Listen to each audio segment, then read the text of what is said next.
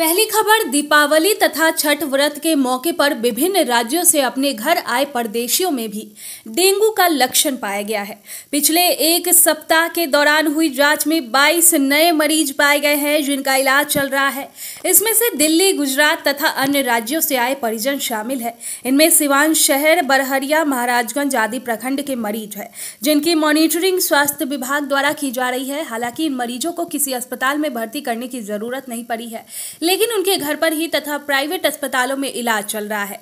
अब जिले में डेंगू पॉजिटिव मरीजों की संख्या 80 हो गई है। छठ के पहले मरीजों की संख्या 58 थी, लेकिन 25 अक्टूबर से लेकर अब तक 22 नए मरीज पाए गए हैं। वहीं इस वजह से कुल मरीजों की संख्या 80 हो गई है। मरीजों की संख्या में तेजी से बढ़ोतरी होने से लोगों के बीच भी डेंगू रोग को लेकर दहशत कायम हो गया है, जबकि स्वास्थ्य विभाग के अधिकारी भी चिंतित है। कारण कि डेंगू रोग के रोकथाम के लिए प्रयास किया जा रहा है, लेकिन डेंगू रोग से निजात लोगों को नहीं मिल पा रही है। रोज नए नए मरीज पाए जा रहे हैं। इधर डेंगू रोग से गंभीर रूप से पीड़ित मरीजों को भर्ती करने के लिए महाराज अनुमंडल अस्पताल में वार्ड बनाया गया है। हालांकि मरीजों को भर्ती करने के लिए सदर अस्पताल में भी डेंगू का अलग अलग बना दिया गया है, लेकिन अभी तक सदर अस्पताल में डेंगू के मरीज भर्ती नहीं किए गए हैं। अगली खबर छपरा से है, जहां छपरा में 15 फीट लंबा अजगर मिलने से हड़कंप मच गया। जिले के पानापुर में एक विशालकाय अजगर हार्डवेयर दुकान में आराम फरमा रहा था। अजगर सरियों पर बैठा हुआ था। दुकानदार जब गोदाम पहुंचा तो इतने बड़े अजगर को देखकर सन्न रह गया। अजगर को स्थानीय ग्रामीणों ने उसे पकड़ने की कोशिश की, लेकिन सफलता नहीं मिली, जिसके बाद लोगों के सहयोग से वन विभाग के कर्मचारियों ने कड़ी मशक्कत के बाद इसे पकड़ा और अपने साथ ले गए। दरअसल बुधवार की शाम दुकानदार दुकान बंद करने के लिए जा रहे थे, तभी उनकी नजर विशालकाय सांप पर पड़ी, जिसके बाद हल्ला मचाया तो स्थानीय ग्रामीण और दुकानदारों की भीड़ लग गई। इसके बाद वन विभाग के कर्मचारियों से संपर्क किया गया। रेस्क्यू टीम ने आकर कड़ी मशक्कत के बाद अजगर को पकड़ा और साथ लेकर चली गई। बड़े सांप को देखने के लिए सैकड़ों लोगों की भीड़ लग गई थी। दुकानदार नंदकिशोर यादव ने बताया कि वे अपने किसी हार्डवेयर के गोदाम में सामान लेने गए थे तो देखा कि एक विशाल काय सांप सरिया के ऊपर आराम मुद्रा में बैठा हुआ है। बड़े आकार के सांप को देखकर कुछ समय के लिए सन्न रह गए। सांप को भगाने के लिए स्थानीय लोगों की मदद ली, लेकिन सफलता नहीं मिली। इस बीच ग्रामीणों ने इसकी सूचना मशरक रेंज के वन विभाग के पदाधिकारियों को। अगली खबर मोकामा और गोपालगंज विधानसभा सीट पर उपचुनाव के लिए वोटिंग हो गई। सुबह 7 बजे से शुरू हुई वोटिंग शाम 6 बजे तक जारी रहा।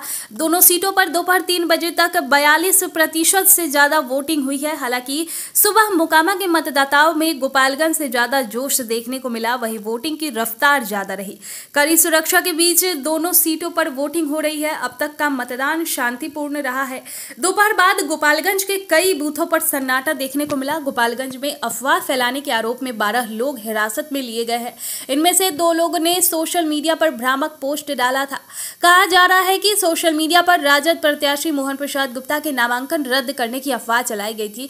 इसके बाद गोपालगंज में अलग अलग थाना क्षेत्रों में कार्रवाई की गई। गोपालगंज एसपी आनंद कुमार ने कहा कि अलग अलग जगहों से 12 लोगों को हिरासत में लिया गया है। इधर भाजपा प्रत्याशी कुसुम देवी ने 50,000 से अधिक वोटों से जीत दर्ज करने का दावा किया है। राजद प्रत्याशी मोहन प्रसाद गुप्ता ने भी अपनी जीत का दावा किया है। उन्होंने कहा कि भारी बहुमत से राजद की जीत हो रही है। अब देखना यह है कि बीजेपी का परचम लहराता है या आरजेडी बाजी मारती। अगली खबर बिहार में हो रहे उपचुनाव में मोकामा में 2 गुटों के बीच विवाद हिंसक झड़प में बदल गया। राजनीतिक विवाद ने देखते ही देखते हिंसक रूप ले लिया। मोकामा टाल इलाके के घोसवड़ी प्रखंड के ईशानगर में 2 पक्षों में जमकर झड़प शुरू हो गई। झड़प के दौरान दोनों पक्षों की तरफ से ईंटें पत्थर चले, जिसमें कई लोग घायल हो गए। मौके पर पुलिस बल तैनात किया गया है, जिसके बाद शांति और कानून व्यवस्था बहाल की जा सकी है। पुलिस ने दोनों पक्षों के लोगों को मतदान केंद्र से दूर खदेड़ दिया। इलाके में तनाव बना हुआ और अतिरिक्त रिजर्व जवानों को लाया जा रहा है। हालांकि मतदान केंद्रों पर पोलिंग जारी है और लोगों की लंबी लाइन लगी हुई है। ग्रामीणों ने बताया कि जबरन वोट डलवाने के आरोप में विवाद शुरू हुआ। देखते ही देखते दोनों पक्षों के के लोग उग्र हो गए और विवाद हिंसक झड़प में तब्दील हो गया।